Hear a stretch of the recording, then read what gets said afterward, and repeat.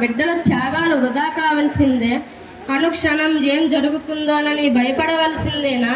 మీలో ఎవరికి నా ఆవేదన అర్థం కావడం లేదా?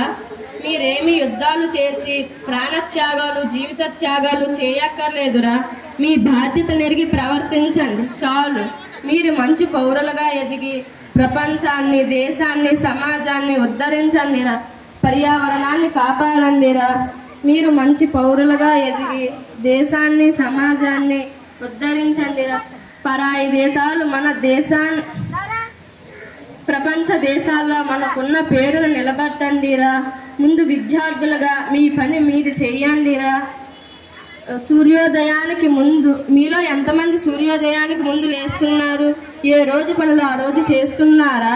టీచర్లు చెప్పిన ఏ విషయాలైనా అర్థం చేసుకుంటున్నారా? టీవీ, సెల్ ఫోన్ల వెంట పడకుండా రాత్రి 9 గంటలకు పడుకుంటున్నారా? మీ ఆరోగ్యాన్ని కాపాడుకోండి.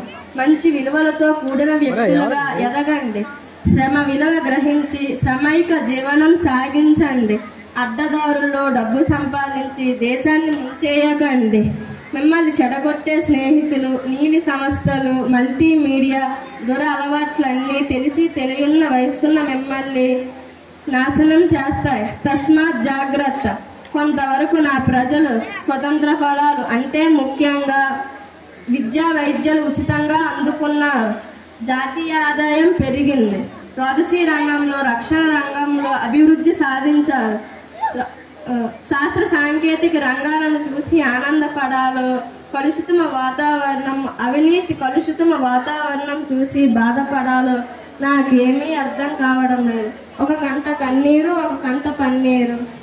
నా బతుకుంటేనేమో